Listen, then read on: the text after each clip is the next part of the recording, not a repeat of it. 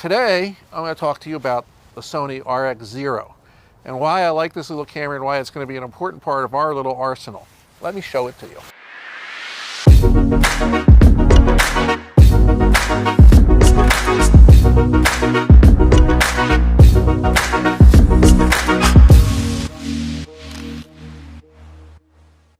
Kevin Raber here with the Luminous-Landscape, sitting by the canal on a balmy December day in Indianapolis. I'm having fun. I'm out here with Michael, our new team member for Luminous-Landscape, and wanted to talk to you about a new camera that Sony put out.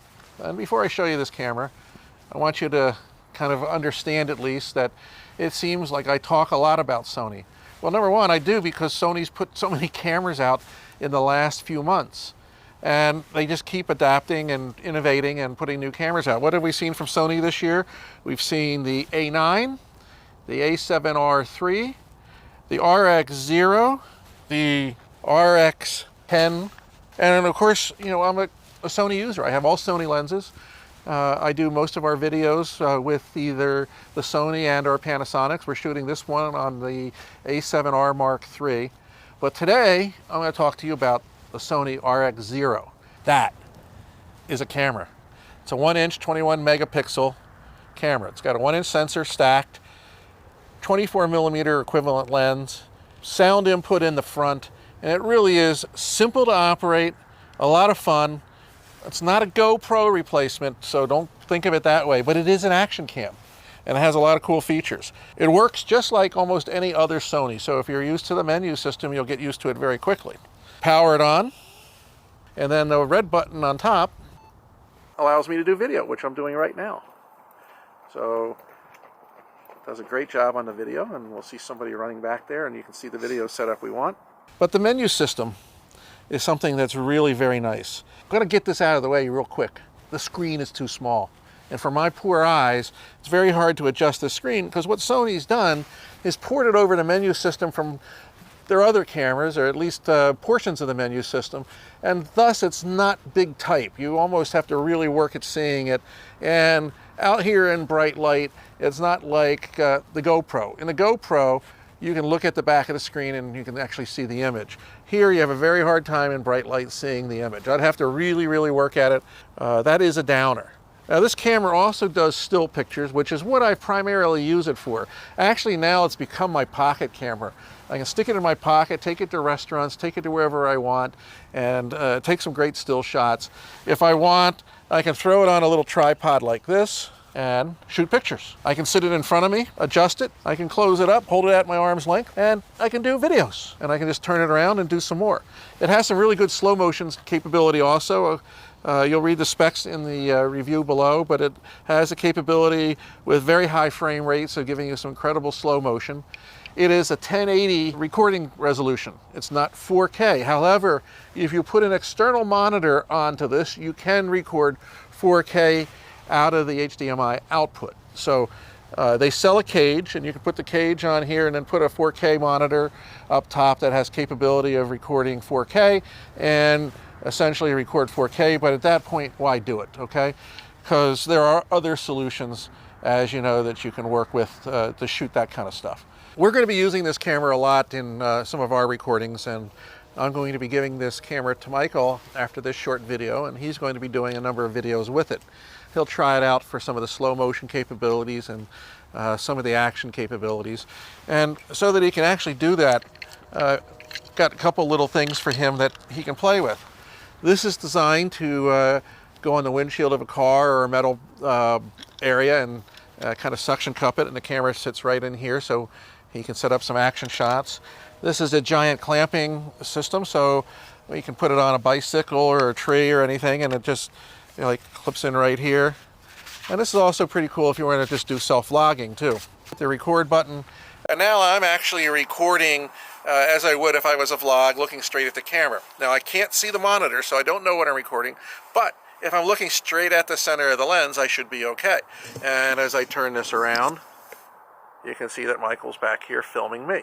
And it does a really good job on color and exposure, and it works out really well. But the genius of it is supposedly the fact that this is very durable, and of course, I'm doing my own sound with this right now too, so hopefully you can be able to tell, and Michael can cut in with the sound that we're actually recording from my lapel mic versus the sound from the camera, and you can see the kind of differences in what to expect as far as sound quality goes.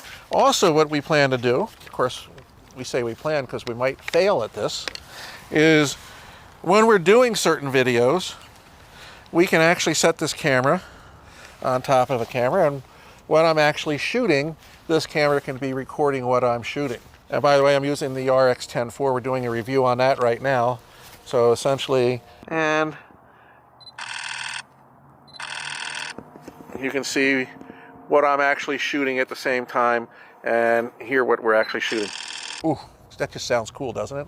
Also, I can film both in the horizontal view upside down. So it automatically right itself as I go. So actually I'm filming right now, and you should be able to see the video right itself. Kind of cool. Let me show you a couple other little things on the camera. You've got a side door here, which is very secure and weather sealed, so you can pop it open in there. You've got your battery that sits in there, and this is a tiny little battery. Maybe I'll get 100 pictures out of this little chiclet battery.